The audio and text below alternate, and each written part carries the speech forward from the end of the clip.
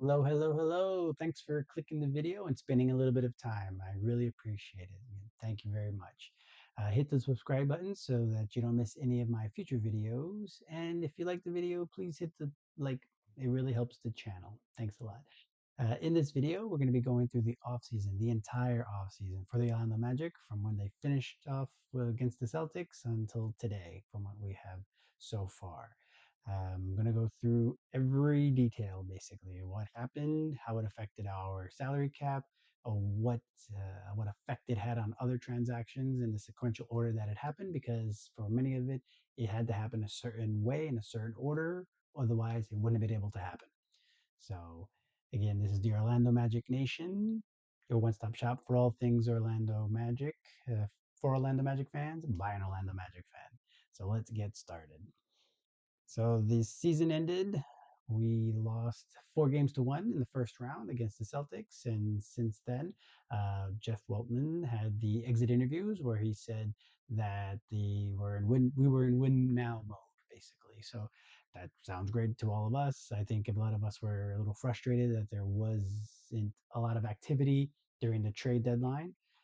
We wanted a lot more to happen, at least add a scorer. We were looking at Detroit, who added Dennis Schroeder, and wondered why we couldn't have added someone on the fringes like that could come up big in the playoffs. So I would, needless to say, a lot of people were not very happy with Jeff Weltman at the time. So a lot of people on the Reddits and on Twitter and all of that were saying that we'll see what happens, and I'll believe it when I see it. And after that, boy, we sure did see it. Now, if you look here, the salaries were going to jump. We were going from a lot of flexibility to now things were getting expensive. Franz is now expensive. Jalen's expensive. Paulo will start being expensive next year.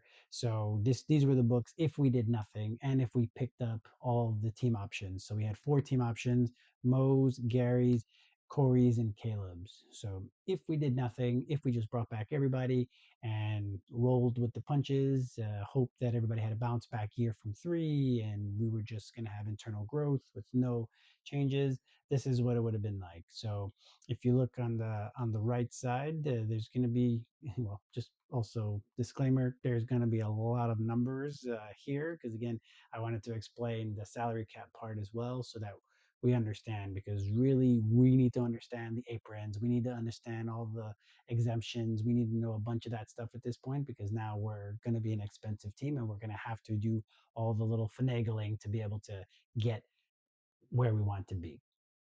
So again, the salary cap for 25-26 is going to be $154 million. If we did nothing again, the active payroll would have been 199 million right off the bat. Plus, the cap holds. The cap holds in this is they're gonna fluctuate a little bit, because really, technically, if you look at it now, the cap hold for Moe is $20 million, and that becomes a bit complicated. So like, ultimately, these are the figures to an extent. There are a lot of pretty specific numbers, but let's just say they're ballparky for the ideas for the concepts that we're working with. So the total amount against the cap was $203 million. So we were already over $50 million over the cap. So by being over the cap, we can't just go out and add free agents. Luckily, there weren't a lot of free agents, or at least not a lot of worthwhile free agents. A lot of guys were on player options, things like that. So there weren't a lot of people to go after. So luckily, in that case, but again, we were trying to go between being consistent, which is what we've been the last few years, and going out and improving the team. So I think at that point, we kind of were looking at being kind of riding the rail between the two of those things. The tax threshold for next year is 187 million, and again, if you just look at our active payroll, not including the cap holds, we were at 199 million. So we were already over the tax. So not only were we over the cap, we were over the tax. And then on top of that, even then, we were over the first apron by 4.6 million. Let's just call it 5 million. Luckily, we weren't over the we weren't going into the second apron, so that was good. We were a little short of that, so that's where we started. That as of April, when we finished the season, until June, that's we had 2 months there where this was our financial situation. Just to give you a little understanding a bit more on the aprons. We talked about aprons. So the first apron, the second apron. The second apron is something that was added to the collective bargaining in 2023. So these numbers are old on here. So like the amounts of each one of the aprons is old, the thresholds, but this kind of gives you a visual of where the salary cap is versus the luxury tax and the first apron and the second apron. So a lot of that stuff happens pretty tight if you look at it. In this example, or in the old numbers, it's from hitting the luxury tax to going into the second apron is really only $18 million. So we're talking about a mid-level exception, really. So it starts to get pretty tight. So again, this is like a visual representation of it. Again, the numbers aren't right for the 2025-2026 season, but this ultimately is what we're working with when it comes to the apron. So that's something to visualize the numbers with. Then on Father's Day, we got the big news that we were adding Desmond Bane to the team, and we were giving up a hefty sum. A lot of people were saying a little too much. Oh, it was an overpay. Oh, this and that. So I'm not here to litigate that necessarily. I think we needed to get off of KCP's salary, so we had to probably pay one first round pick just for that, and then three first round picks. It does sound like a lot, but if the Magic are going to be as good as they hope to be, the picks will be in the 20s, and not to say that they're nothing, because we're hoping that our 25th pick this year pans out and does really well. So you hope that you do the scouting and you're able to find a diamond in the rough, let's say in the 20s. But if we are as good as we think we're going to be, then at least they're like, oh, they're late first rounds. They're not going to be lottery picks, which will be super valuable, right? So, anywho, that's what we did on, as everybody knows, really at this point on Father's Day. So yeah, that was the Shams tweet. So this is how it would have affected us. So I put in the top there, if Gary and Cole. The reason I said that is like, if we didn't do anything else, if we just traded KCP and Cole plus the picks, we traded them and brought in Desmond. This is what the salary would have looked like. So we were taking on basically even more money. So the active payroll was 199, I believe it was, off the top of my head, and now we're up to 201. So that means we're even more over the cap, and we're even more over the tax, and we're even more over the apron, and we're closer getting to the second apron. So that is why, pretty much right after the transaction happened, that's when we released, or we didn't pick up the team option for Gary and for Corey. So right then, immediately we have a tax savings. We're closer to over, like we're already over the cap, obviously, but we're getting, instead of being this way, we're starting to creep back a little bit. Where we have more space before we get to the second apron. We're now under the first apron, and we're closer to the tax. So the tax is an important bit that we'll talk about a little bit later on. But that's when we basically ended up losing Gary and Corey Joseph. Now, technically, we could have re-signed them, right? There wasn't something that they were no longer viable. The only thing was, then we have to, again, we had to be very particular about how things happen and when things happen. So that's why this happened right after the Desmond trade. So from now Father's Day all the way until the draft, now we that is our financial situation. Then the big day comes. We had given up the 16th pick in the draft, so we only had one first round pick, and then we ended. Luckily for us, Jase Richardson ended up dropping in the draft because his measurements were a bit less than what the draft people like to look up. So he's a bit shorter than they would have hoped, I guess. I think because he was listed at 6'3" in Michigan State, and he ended up measuring at 6 foot and 1/4 inch or something like that. So all of a sudden, right off the bat, boom, that affects everything. So for us, hopefully the extra couple of inches aren't going to be that big a difference, and he's able to continue his shooting and able to use his creativity that he had at Michigan State to bring to the Magic. Anywho, we drafted him. And then we also drafted in the second round on the next day, Noah Penda. So those were our two draft picks. We ended up for that pick we moved up. We had two picks in the second round also this year, and in the end we traded those two plus another two over to Boston to be able to move up to 32 to pick up Noah Penda. So now the instead of having four picks that we had, we ended up with two picks in the year. As you saw, the roster is pretty full, really, at this point. So we didn't need to have four new players. Because we are getting expensive, it is important that we should start to really maximize and really hit on our draft picks because we're not going to have a lot of money to go out and get free agents and to, like I said, to do a lot of the finagling. It's going to be much easier. So anytime, even a second rounder like Noah, we hope that it pans out and he ends up being someone that we're able to be in the rotation that we can count on in the playoffs and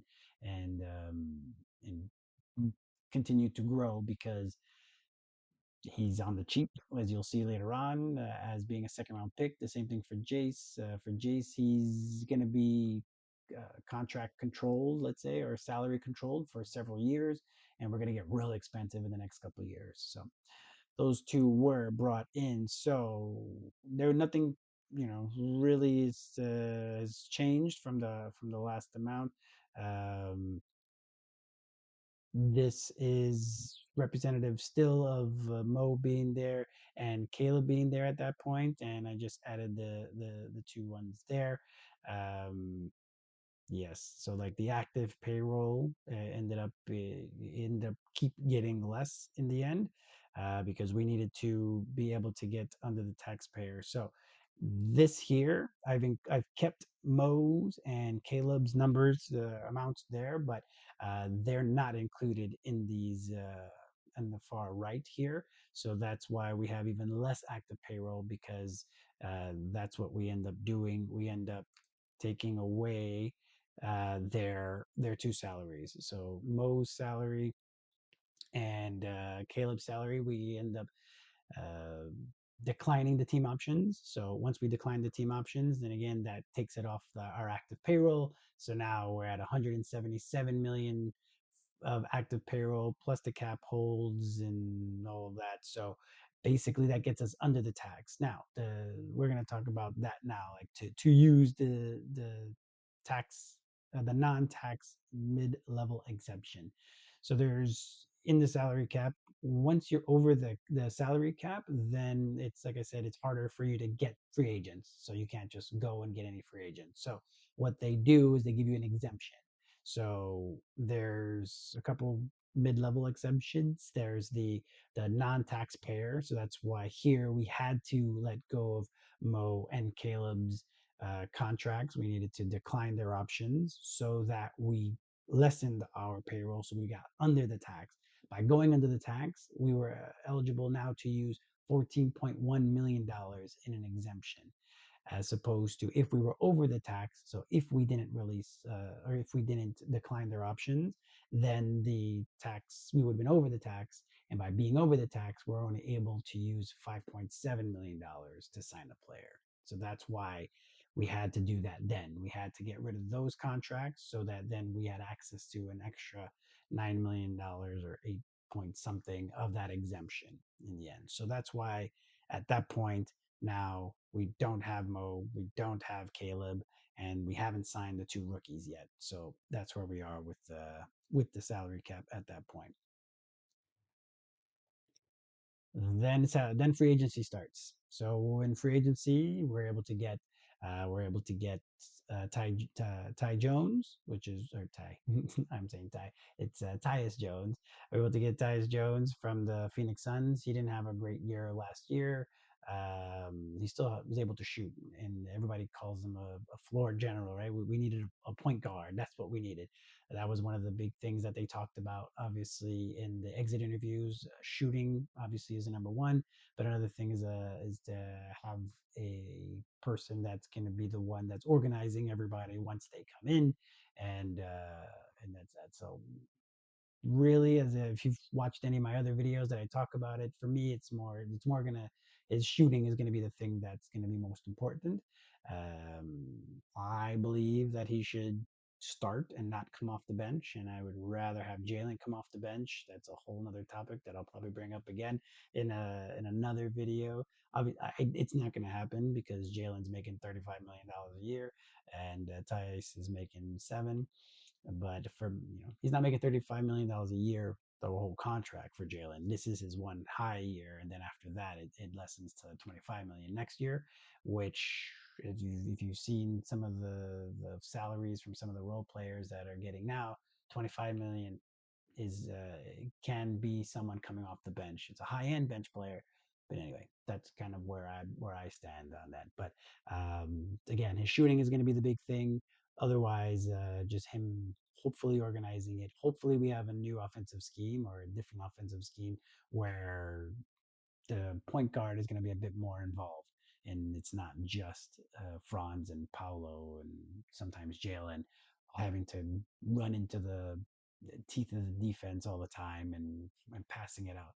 Again, we're going to have guys that are going to be able to shoot now with Desmond Bane and with Tyus, but let's try to hopefully we have a different offense that's going to be more tailored to more ball movement and having the ball have energy.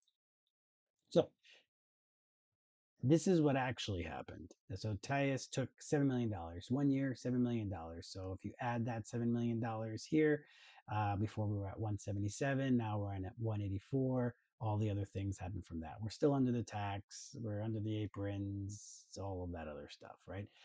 So in that way, it's not that big. The big deal from it though is that I mentioned before there were two different type of mid-level exceptions, right? There's the big one, which is the non-taxpayer one at 14.1, and then the taxpayer one at 5.7, I believe. Because he took more than the 5.7, now we're going to be hard capped at the first apron. I didn't explain earlier than some of the other slides, if you would have noticed. Um, the second apron, the 207 million that's showing there, that was in red. That was because of the Desmond Bane trade where we aggregated salaries or aggregated players in a trade. We were now hard cap at the second apron. That means we could only get up to the second apron. That's why it was in red before. I didn't mention that earlier. So now because Tyus took more than $5.7 million, he took $7 million. Now that hard capped us at the first apron. So now, I'll show you in the next bit how it would have been if he only took 5.7, which was the maximum for that exemption. But yeah, so that's why now all of a sudden, instead of being hard capped at the second apron, which is what happened at the end of the Desmond Bane trade, since we sent both Cole Anthony and KCP, we added two players together. We sent them out to get one player. Because we did that, we were hard capped at the second apron. Now, with Tyus taking more than the taxpayer mid level, now we were hard capped to the first aprons. Now it's more important. Where here it says 10.5 million. Now at that point, we only had $10.5 million to spend, like for bringing back Moe and Caleb and signing the rookie. So at that point, we had to sign 4 people, 3 or 4. Three is the minimum. 4 would be where we are at 15 roster spots. So we had to sign that many people with that amount of money. So that really changes. So when it comes to looking at the negotiations for all of that, it seems that we really wanted Tyus because that's how we were able to, like, it had a lot of ramifications by giving him that extra $1.3 million. If he had taken 5.7, then everything, obviously we would have had a little bit less in salary, taxpayer would have been a little bit less, all of that. then the first apron would not have mattered as much. Like we could have then gone into the first apron and gone over the first apron basically, and still, as you see here in red, we would have been hard capped at the second apron from the Desmond Bane trade. So that's why even just that 1.3 million was a big deal, because then now we're hard capped at the first apron instead of the second apron. So that gives us less flexibility to be able to offer money to Moe and Caleb and then sign the rookies. The rookies, they're kind of slotted into their amounts, into their salaries. So that one is like you can kind of guess what it was. For a long time, we thought Jace's was going to be $3 million for at least this year. We're not talking about the rest. And Noah's, because he's a second rounder, it's a negotiated thing. It's not necessarily as locked in, and I'll talk about that a little bit when we get to that. But that was the difference between 7 and 5.7, and that's why it was important, him getting 7. Then after that, we signed Jase. We signed Jason. Like I said, that one is pretty straightforward. $2.983 million. So again, now since we're hard capped at the first apron, now we only have 7.5 to spend on Moe, possibly Caleb, and Noah. Then the news came. We were all super excited. It was all on the subreddit, online, everything. Everybody was very excited that we were able to get Moe back, because obviously Moe is somebody that it's really important. I would say if Jalen's the heart of the team, I would say Moe is the soul of the team. He's been here through the whole entire rebuild, and he's done wonders to grow his game, and he's very impactful off the bench. So we were very happy to have him back. And once we add his salary on there, the reason Tyus and Moe's right now are showing as a different color is because theirs is not official. It's not official until July 6th, technically. So as when I'm recording this now, it's not July 6th just yet. So that's why they're that. So, but with Moe, we add Moe's on there. Now again, all the amounts add by an extra 5 million right on the dot. Now that puts us into the tax, which is something that the Magic haven't paid in quite a while. So it sounds, well, the tax is something that we can look at. Obviously, then we could always get under the tax, so that the tax isn't by the first day of the season, it's by the end of the season. So at some point next season, if we wanted to get under the tax, then if for whatever reason they traded Jet or they traded Goga or something like that, it would just take one trade and then we would be back under the tax. So then they were able to save a little bit of money on that. But the team has spent before. The team or the owners have spent before when we're a contender. We haven't really been a contender for quite a while, so that's why it's been a while since they paid the tax. So that's why that is. So now at this point, we only have, but again, we're hard capped at the first apron. That's why it's red, 195. Now we only have about 2.5 million. We're if I'm couple $100,000 off, that is what it is. Obviously, for you and me, that's is not. It is what it is. But for this scenario, it is what it is. Then the same day as Moe's signing, then we have Noah signing, which was great. And that at least brings us up to the 14 guys. 1, 2, 3, 4, 5, 6, 7, 8, 9, 10, 11, 12, 13, 14. The minimum on a team has to be 14 when the season starts. You can get under like to 12 or 13 for only a couple weeks there, but you need to have 14. Last year we had 15. So right now we only have about $1.2 million. 1.2 million. That's not even, you can't even sign a veteran minimum at this point, especially if they have multiple years of service. Then you can't really do that. To the reason Noah got 1.272 million is through the second round player exemption, basically. So it's kind of a grid that basically says if you have 0 years of service, this is how much it is. If you have 1 year of service, this is how much it is. It's a grid. You can do something else. It gets super complicated, so we're not really going to talk about it here. But That's why he ended up getting that. Again, it's kind of a negotiated thing, but they used the exemption on that, so that's where we got to $1.272 million. So now, Caleb, like I said before, they can't really even offer him the 1.2. That's not something that they can do. So the only way we're going to be able to bring back Caleb is if we do another transaction. So either we do a trade and we bring back less salary, we free up salary that way. Otherwise, we stay at 14 roster spots, and we still have our two ways. So Eton Thompson right now is already signed, and I'm assuming through the summer league they're going to grab the other two, so we can have a maximum of three, I believe, two-way players.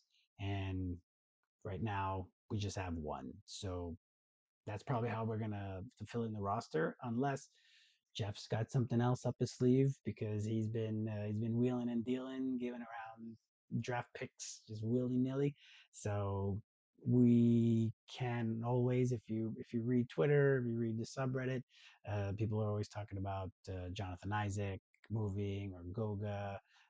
Or Wendell, just because there's a lot of centers. If you've been watching the free agency, centers have been they've been at a premium again, as like if it's the 90s.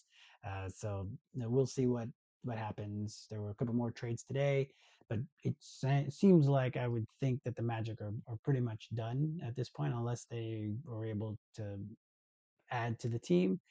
We need to have Goga, because, or a third center, just because Moe, we don't know when he's going to be back from injury. So it would be foolish, I would say, to do that unless we're going to bring back somebody cheaper, just to free up space so we can bring back a Caleb or another veteran at the minimum. So yeah, so that's that. Really, we're stuck at the first apron. We only have about 1.2 million to offer, which is nothing, because nothing. Again, nothing in the NBA terms is not enough to be able to bring in somebody. So just to give you even more of a recap of the recap, we can see who was signed. So we brought in Desmond, Jase, Noah, and Ty. Yes, I don't know why I want to call him Ty, like Ty Lawson or Ty. And we brought in Tyus, and then we resigned Moe, and we released KCP. Unfortunately, we had to release, or we traded away KCP and Cole in the Desmond Bane transaction. Cole was, it looks like Cole's going to be getting out of the deal with Memphis somehow. I don't know if it's going to be a buyout or they're going to try to trade him. Who knows? I would say probably on the 6th we'll know about it. And then again, we declined the team options on uh, Corey, Gary, and at this point, well, we did let go of Caleb's team option, but we don't know if we're going to be able to bring him back at some point. And then on the coaching front, just to put a little bow on it, today we got a new announcement about an addition to the team. A couple days ago, we added player development coach for the Dallas Mavericks, Shammgod. We're adding him to the coaching team here, and he's apparently going to have an expanded role, is what they said, an expanded role instead of just being a player development coach. It seems that he's going to be more involved. What does that mean? Who knows? So that everybody was excited about that, because he's a legend in the in New York, and he played at Providence, and he has a special dribble called the Shammgod. It's even named after him, so he has a lot of cachet around the league. So that became a kind of blew up on Twitter, but kind of more quietly, we have Joe Prunty, the he was a coach at Milwaukee, an assistant coach with Milwaukee. He's been with the Suns. He's been with Milwaukee twice. He's been with Brooklyn. He's been around for a while. He's won a few championships with the Spurs years and years ago, and it sounds that he's the offensive mind, or he's going to be an offensive coach that we've all been hoping for and talking about. Again, no offense to the current coaching staff, but just we've been in the bottom 10 the bottom 10 of the NBA in offense since 2012 or something like that. So we need definitely some offensive firepower. We've got it, the talent now. We've added with shooting with Tyus and with Desmond Bane and with Jase. If Jase is able to get on the floor, who knows how much he's going to get on the floor. So we have that at this point. We have more talent on the team. We have more firepower. Now we need the schemes, or now we need a way to free these guys up so that Paolo and Franz can become all NBA players like they're meant to be, or all stars like they're meant to be. So yeah, so I would say that's the recap of the whole off season. I'd say that's is probably going to be one of my longer videos. So thanks for sticking around and seeing all the progression of the off season. I'm going to be going to the summer league. I will be in Las Vegas for the summer league. I don't know how much basketball I'll be able to see. I'm going to be going for the sports business classroom, so I'll be able to understand a bit more about the salary cap and a bit more about scouting, things like that, so that I can add to the channel and I'll be able to provide you guys even more insight on what coaches look into, what the front office does for salary cap, because this channel again is for you. So if you have any comments, please put it down and in the comments. Just what's good, what's bad. I know that someone mentioned the audio. I'm going to be traveling around soon, so I'm not going to have my mic. So that's why I'm trying these guys here. We'll see if they work. But I really appreciate you spending time and just hanging out and clicking on the video.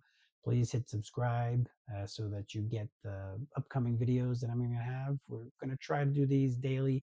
I don't know if they're always going to be daily, but that's going to be the efforts that we're doing.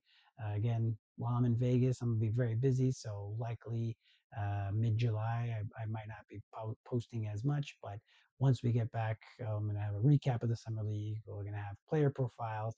We'll do some rewatches for some of the old games that